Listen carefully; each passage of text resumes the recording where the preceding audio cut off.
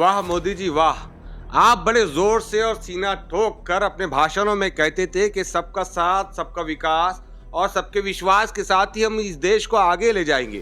सबका साथ, सबका विकास। लेकिन आखिर क्या वजह है कि महाराष्ट्र हो या उत्तर प्रदेश हो, इन दोनों ही जगह की बीजेपी सरकार के मुखिया आपकी बात नहीं मान रहे हैं। जी हाँ, हम बात कर रहे हैं महाराष्ट्र सरकार की, देवेंद्र फडणवीस के उस फैसले की जिसमें साफ तौर से मुस्लिम रिजर्वेशन को रद्द कर दिया गया। आगे आपको बता दूं कि हुआ क्या है। साल 2014 में, दिसंबर 2014 की बात है, जब महाराष्ट्र में कांग्रेस और एनसीपी की सरकार हुआ करती थी।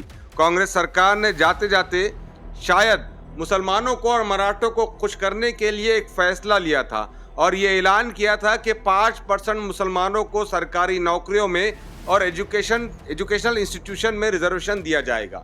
इसके बाद मामला हाईकोर्ट पहुंचा और हाईकोर्ट पहुंचने के बाद हाईकोर्ट ने इस मामले पर रोक लगा दी, लेकिन साथ ही ये भी कहा कि सरकारी नौकरियों का फैसला तो मुसलमानों का खैर बाद में लेंगे, लेकिन फिलहाल मुस्लिम स्टूडेंट्स को जो EWS यानी इकोनॉमिक वीकर सेक्शन के तहत जो स्कॉलरशिप दी जाएगी, इस नए हुक्मनामे के मुताबिक उसे जारी रखा जाए।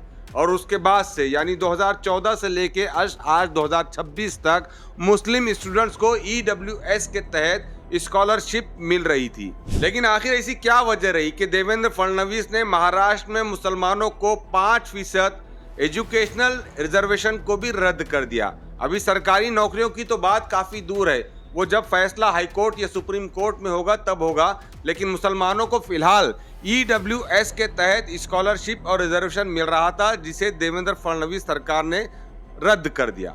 अब यहाँ पर दो बातें समझ में आती है कि बीजेपी एक तरफ तो नेशनल और इंटरनेशनल लेवल पर यह ढिंढोरा पीटती है कि हम पूरे हिंदुस्तान के तमाम समाज के तमाम धर्म के लोगों को साथ लेकर काम करते हैं।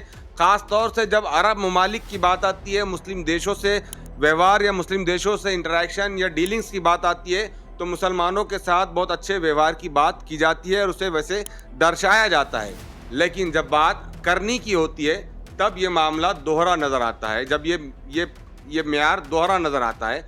एक तरफ नरेंद्र मोदी पूरे देश और दुनिया में ढिंढोरा पीटते हैं, तो दूसरी तरफ उनके राज्य के जो मुखिया होते हैं वो कहीं ना कहीं अपने अपने राज्यों में मुसलमानों को प्रताड़ित करने के लिए, मुसलमानों को जहनी, आर्थिक और जिस्मानी तरीके से तकलीफ पहुंचाने के लिए फैसले लेते जा रहे हैं।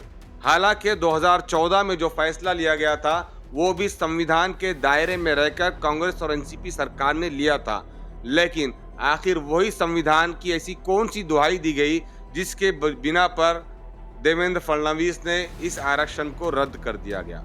महाराष्ट्र बीजेपी सरकार के इस फैसले से सबसे पहला और सीधा असर जो पड़ने जा रहा है वो मुस्लिम स्टूडेंट्स की स्कॉलरशिप पर पड़ने जा रहा है। EWS के तहत कई लाखों की तादाद में मुस्लिम स्टूडेंट्स स्कॉलरशिप का फायदा उठाते थे, जो अब नहीं मिल पाएगा। साथ ही साथ सरकारी नौकरियों का मामला फिलहाल काफ़ी लंबा है, वो जब सुप्रीम कोर्ट में फैसला होगा तब होगा, लेकिन फिलहाल जो सबसे पहला असर पड़ा है वो मुस्लिम स्टूडेंट्स पर पड़ा है। अब महाराष्ट्र के मुसलमान नरेंद्र मोदी से यही सवाल कर रहे हैं कि साहब, सबका साथ, सबका विकास और सबका विश्वास अगर नहीं होगा तो महाराष्ट्र और देश कैसे आगे बढ़ेगा।